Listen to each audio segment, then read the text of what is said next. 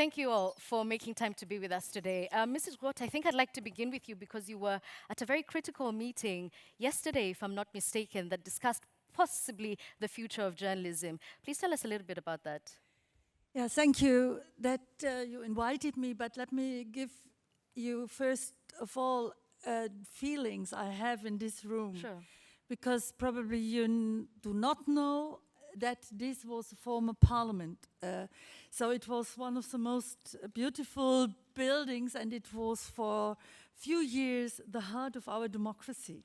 So the parliament is the heart of our democracy, and to be back here in this house together with journalists makes very, very clear about the role of journalism, about the role of free and independent media, that you are the one who is working for democracy. And if Maria is right, and I fully share what you said, that we are living in a time where there is a battle between democracy and authoritarian regimes, and that we have to stick together, and that we have to be aware what does media mean.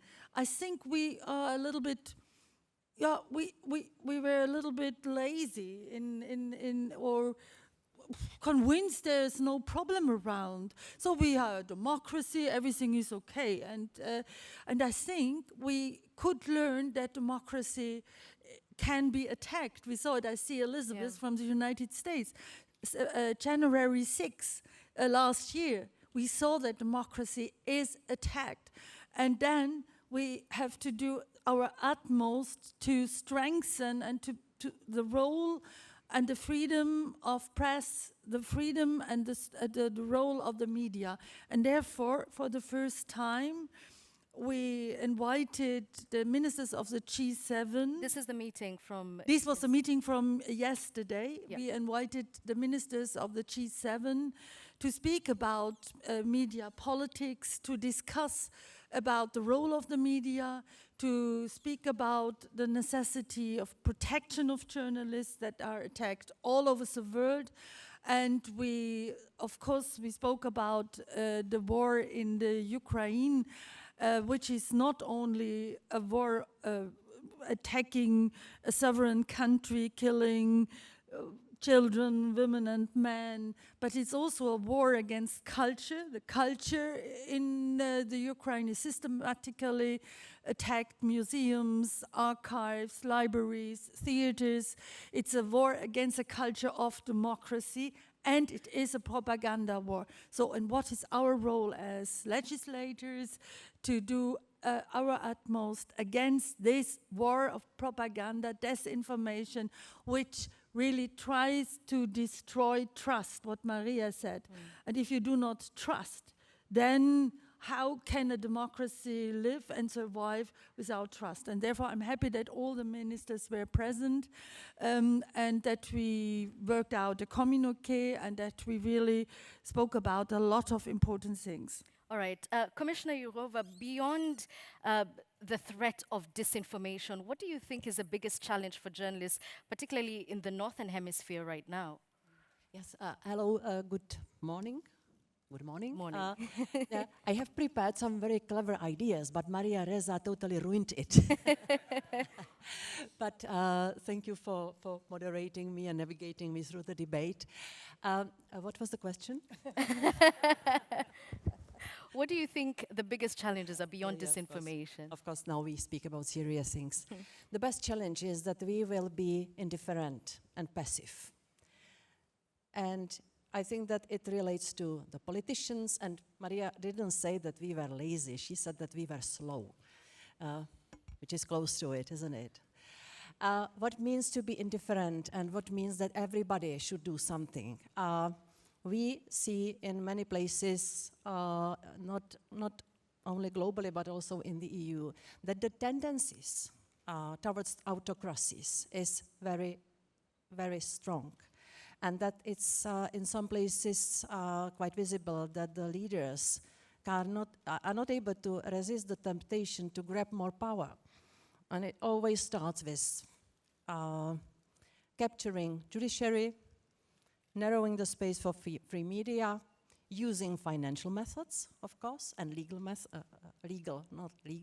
using the law against the journalists, narrowing the space for the civil society, capturing academic freedoms, which is also connected with the lack of the protection of freedom of speech, because what I see sometimes is that there is a pressure to only indoctrinate some opinions. It's like sitting on the chair, which is very uncomfortable. No, you can only go there and back. Try it. We should be brave to deviate, and maybe to come back. The elasticity must remain. So the indifference and lack of attention, I think that this is something which might lead to catastrophe. And Maria Reza was careful not to overuse the term fascism. And I think it's necessary to speak about that. And when you read the book written by Madeleine Albright, who unfortunately died recently, she had to flee twice. She experienced both totalitarian regimes, fascism and communism. And she said to me in Washington 2 years ago, my students were surprised that I wrote a book about fascism. They asked me, why are you writing about some old-fashioned, outdated kind of risks? And she said to me, and she gave me this message, do everything to keep the attention high and to keep everybody doing something, or encourage everybody doing something. We can speak about what is that something. Yeah. But for the rule makers, definitely is to introduce the rules which will protect media sector in a stronger way. This is what we are doing in Europe. Protect the journalists against the attacks, online and real-life attacks, and the women journalists are mainly attacked. Protect the journalists against abuse of justice system. That's why we now propose the anti-SLAPP directive. Protect the media sector against economic and political threat and interference. And last but not least, diminish or minimize the power of the social media and digital monsters. Bring the ability to govern own lives back to the people. This is what we did with GDPR, by the way. You also spoke, Maria, about GDPR. So bring back to individual people the ability to defend, to navigate own destinies through the digital space, and to have a high level of protection. We started to regulate, after all. And we have the Digital Services Act, which should put an end to distribution and amplification of crime. And we came 2 days of last week with the new code of practice against disinformation, which is about stronger fact-checking. So we will want the digital platforms to invest in hiring the professional fact-checkers in all member states of the EU and all languages. And it's about that, what Maria also spoke about, that the freedom of speech is not the freedom of reach. So we want to cut this tendency to amplify the harmful content. Indeed, to produce and spread disinformation is the way how to make big money. Okay. This has to stop. Right. I'm glad that you've already introduced some of the solutions to the problems that we are yet to talk about. This is what I am paid for. Angelina, I think we'll come to you because we've had this thing of attention. The attention span is very limited, and not just with politicians and policymakers, but the Reuters Institute is telling us that more and more people are actively avoiding news. What is the attention like for people right now in Ukraine? Are they sort of fatigued by the war? Thank you so much for having me. I think it's a very a weird situation I find myself in, talking about the future of journalism, business models and formats, while in my case, in the case of my country, it's a question of survival. I mean, whether my colleagues, my country survives the next day and day after the next day. Let me just give you a quick idea of what we do and what kind of journalism we do and what are the challenges that I think are very, very much relevant to the rest of the world. And unless Ukraine fights this war, they will be very much relevant to the rest of the world. First of all, my colleagues and people of my generation, what we do apart from working, we are being injured, killed, mobilized, tortured, or all of these things. And in our case, the question is how to do our job while surviving at the same time. There are my colleagues here, Mstislav and Evgeny, who are one of the exceptional examples of how journalism is done during the war. What we do now, many of my colleagues do, is flock together, stay together, share fuel, food, heat, gas, electricity, body armor, and go into the field together. Journalism in Ukraine changed a lot in the way that we don't have exclusive materials anymore. We share them. When you stay together with your colleagues in the same basement, you go together to the same place, it's not your own video anymore. It's not an exclusive of this channel or that channel. You share this video, you make it public. It's something that many people working in Mariupol as well did, sharing this to the rest of the people there to share. The second thing, which is really important to stress, and I get frequently asked by my foreign colleagues, how do you cover this war being part of the story? I mean, you are the part of the story, you cannot be neutral, you cannot be objective, you are the target as well. Well, my point is that being part of the story doesn't make us less professional. In the case of Ukrainian journalists... Sorry, do you have to distinguish then in that case when you become a journalist and when you are just a citizen of the nation?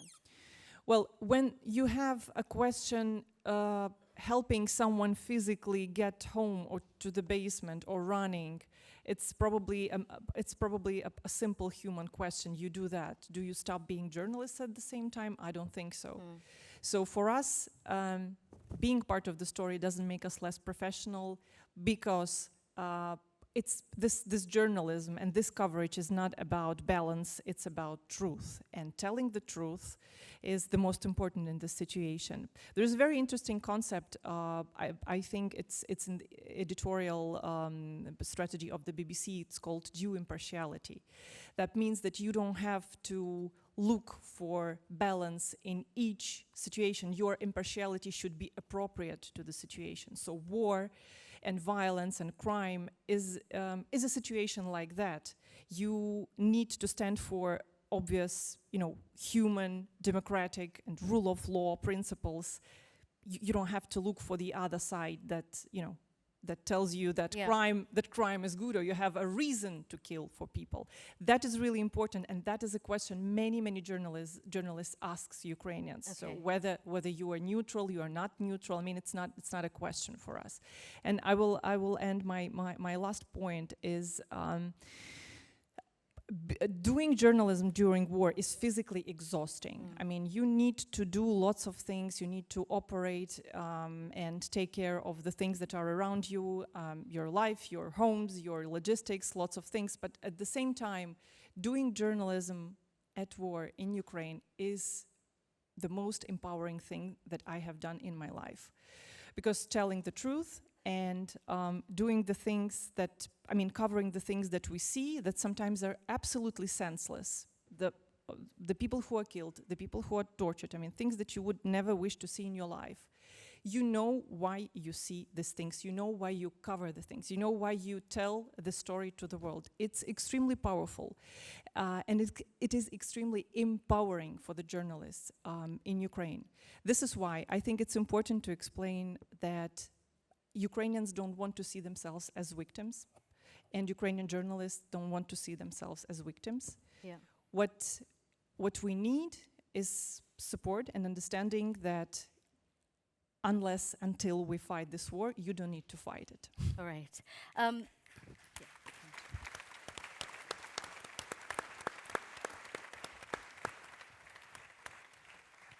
So, Mikhail, Angelina has talked about truth and the importance of speaking truth. But unfortunately, as Mrs. Roth so clearly said, truth is one of the biggest casualties in this war. And yet it seems that fake news media or alternative news media seem to have very clear messaging and strategies. So what can truth media do to counter this? You know, it's a very good question, because my own experience and experience of my colleagues could be a good lesson for any journalist who attend this conference. And we had very short story of our defeat. We are now witnessing the war, the real war in Ukraine, probably because of we were defeated in our war. The war against independent media in Russia was very short one. I remember perfectly well that 10 years ago, I had an illusion that we were prevailing. I was running the Russia's only independent news TV channel. It's called Dorsht, and we were covering the protest rallies in Russia. We were covering the protests in Ukraine that happened to become the last Ukrainian revolution.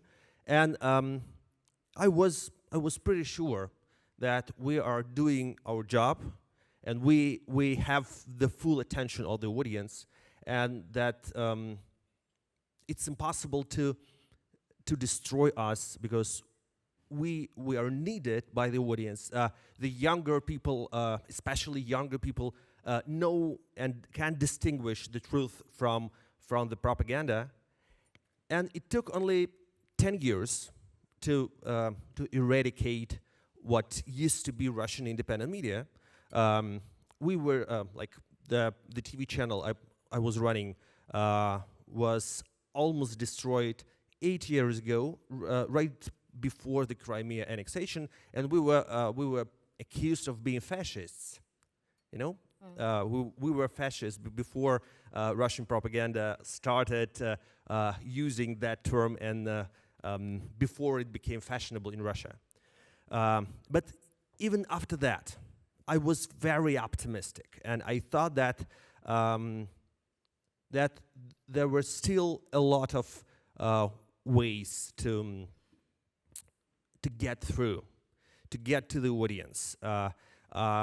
Social media, YouTube, online media were very active, and like all the traditional media institutions were destroyed in Russia, but all of the independent journalists continued their work and created lots of independent news media and did their best to provide the audience with the best investigative reports.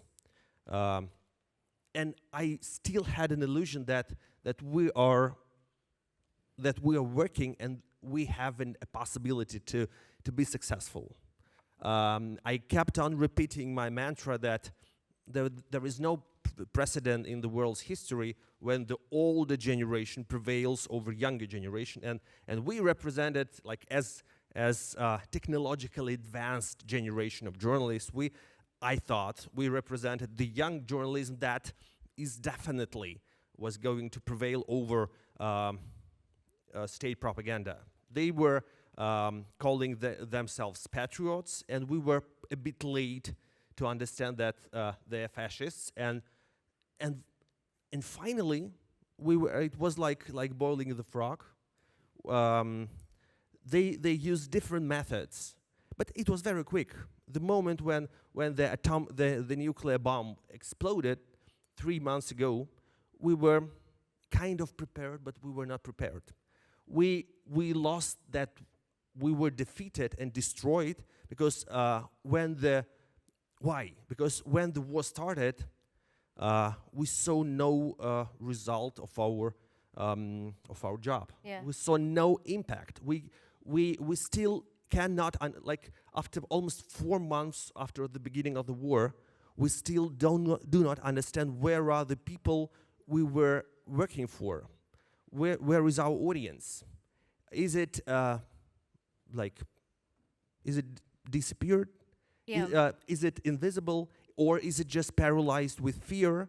But it was really quick, and now after we are defeated, there is another kind of the war for us. It's a guerrilla war. Okay. We are not in Russia.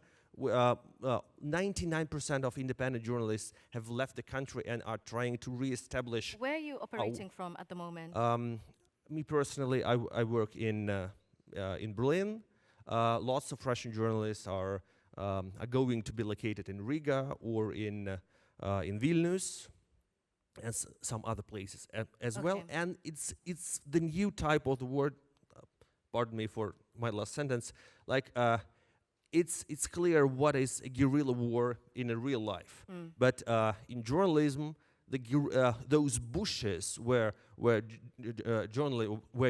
guerrilla has to hide themselves are the social media, are Google, Facebook, and that's the hard situation when the bushes sometimes fight against us. All right. Mrs. Roth, there's words that Mikhail is using which make me a little scared. Illusions, defeat. What do you think about this? Just an impression of what he's saying and how he can be best protected by governments who work within these nations. We tried to find answers that these important voices are not silenced. And yesterday also we had the meeting. He was with us in the conference. We saw him on the screen. Your minister, the Ukrainian Minister for Culture and Media, Alexander. And if it's true that the propaganda war is a very, very dangerous weapon in this war, we should think what are means against it. So we are discussing to send that Ukraine needs weapons. We fully agree. But I do think that Alexander is right when he asked us, help us that the infrastructure for the media in the Ukraine can continue to work, that we have these voices, this journalism inside the Ukraine. And I think at the G7 meeting, the summit next weekend, this should also be mentioned, that it's important to have weapons for the Ukrainians, but that one weapon is also the independent journalism. And the second point, what you said, that it was the President Zelensky who asked us to help to build up a kind of infrastructure that Russian journalists can work in, for example, from Berlin, that we have a kind of system of exile, infrastructure for exile media, because he said the credibility of Russian journalists in Russian is quite high. So give them the possibility to work together with Ukrainian journalists who are in Germany. Give them the possibility to work together with Belarusian journalists. And now we try to help to establish this infrastructure. We gave money to a fund called Journalists in Exile. We are supporting Reporter Without Borders to establish these infrastructures that you can work from here, that your voice, that your kind of information is not silenced, that there is a possibility to confront the disinformation, the propaganda, the lies with truth, and to give also the people in Russia that their voice or their information that they would not get without you. That is, we try to do, we try to support. And I think there's another initiative which is quite important, an initiative to build up a democracy newsroom. So there are the most important news agencies coming together and working together to build up a democracy newsroom. It means we have to help in building up a framework. It's not the state who is doing it. Of course, that's the difference between the anti-democratic authoritarian states that we as a state, we as governments are not involving. But we have to do our utmost to give the means, the budget, and to build up a kind of infrastructure that independent pluralistic journalism is still possible. Right. So, Mikhail, I want to throw the question to you because the assumption here is that the infrastructures will exist in a system where people want the truth. However, we know that journalism is as much about how our work is interpreted, and sometimes in light of domestic politics and people's partisan sympathies. So, I suppose, how do you tell the truth to people who don't want it? No, I don't agree with you, and I cannot say that people don't want it. I think it's a bit too more sophisticated. We don't have any data from Russia, and we all hear the traditional statistics, like 60% of Russians support the war. Did we ever ask how many people refused to talk to the pollster? And I was making a research about how many people just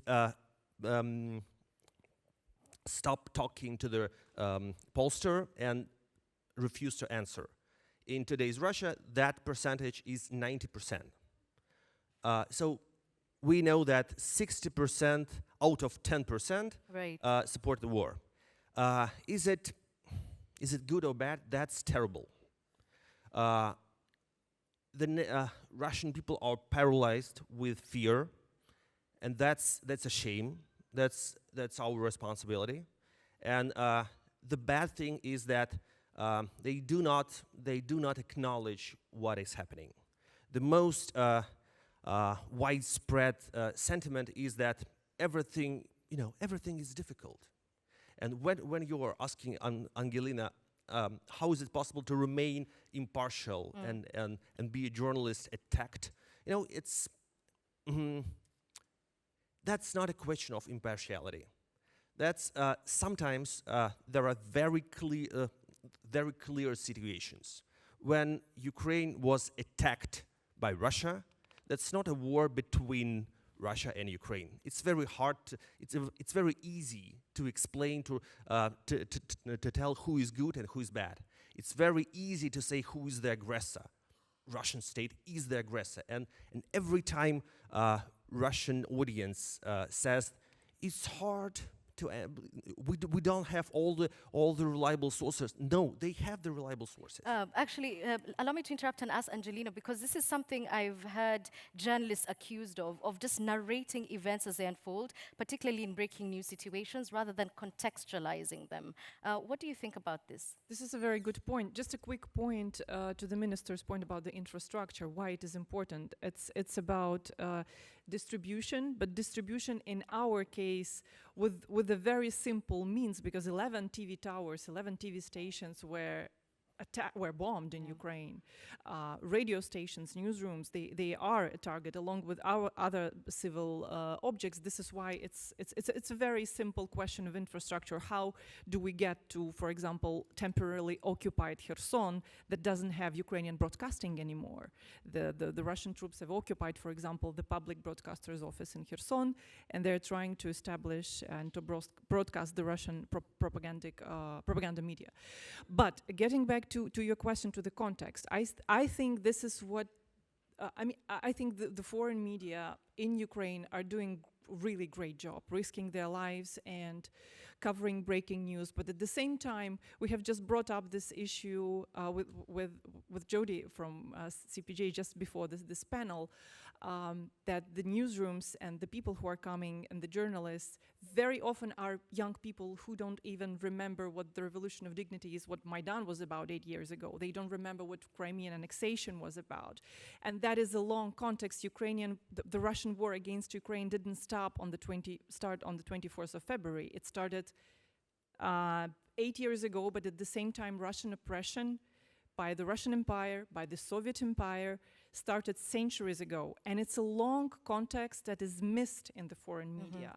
Very, like for years, for decades, the foreign media used to cover Ukraine from the Moscow bureaus. The biggest world media used to cover Ukraine as a region sitting in their office in Moscow, and sometimes going to Ukraine, you know, to cover elections or to cover Eurovision song or something else, you know, funny or exotic, something like that. But a sustainable and systematic coverage is something different, and I'm really happy that the biggest media are returning in Ukraine in a very tragic circumstances, but they do. This is why they're opening up their offices, their bureaus. They acknowledge that they need to stay on the ground and actually talk to the people there and you know, open up the country that they are covering. And this is what Ukraine is about. It's not only about war, because I need to tell you that while the war is going on, our factories are working, our people are getting their salaries, our doctors are working, our teachers are working, our people, our municipal services, God bless them, they are really cleaning the streets better than they used to do it any year before that. I mean, it's just a paradox, and we really pray for them. And it's a very interesting country with a very complicated democratic infrastructure, with the local authorities who, you know, who were elected on the local level, which very often, by the way, Russian soldiers do not understand while getting into Ukraine, looking for the local Tsar, the main guy in the village. They don't understand that this is not the guy who was appointed by the governor, and the governor was appointed by the president. Come on, sometimes they are looking for Stepan Bandera, thinking that he's still alive. They do, they never find it. And by the way, they really believe that Stepan Bandera is hiding somewhere in the village, that the neo-Nazis are really hiding somewhere in the village, because the Russian troops were in the village where I live, and they were asking my neighbors, where are the neo-Nazis?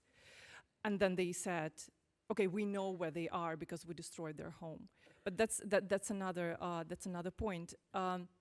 Ukraine is a country, and Ukrainian democracy is a democracy to open up to the rest of the world. So in order to cover this war, in order to understand its roots, and in order to understand its implications to the rest of the world, the media needs to contextualize it. The media needs to get their feet on the ground, to learn the history, talk to the people, and work there. We've got about 1 minute and 30 seconds, and Commissioner Jourova, I'm going to give you the very difficult task of giving us your final thoughts within that time, please.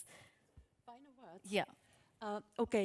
It will be about how extremely important now it is to help the journalists working in Ukraine, and the European Union is sending money, sending a lot of support through different channels. I will not lose more time on this message. I want to say something which is not directly connected with the journalists and with the media. It's extremely important that this week the leaders of the EU member states will give Ukraine the candidate status, because I think that this is very strong symbolic step forward, and of course it will not help to stop the war, but it will maybe help the Ukrainian people to continue their heroic fight. Ukrainians are not victims. Believe me, we do not see them like that. And for the European people, this is very important that we do not lose faith. I come from the Czech Republic. I lived in a society occupied 23 years by the Russian army. So we have a very strong instinct that now is the time to help Ukraine. All right. And that now is the time when we depend on heroic, courageous work of the journalists working in Ukraine, because we need to understand the truth. Thank you very much. That was right on time. Mikhail Zygar, Angelina Kariakina, Commissioner Jourova, and Mrs. Roth, thank you for your time.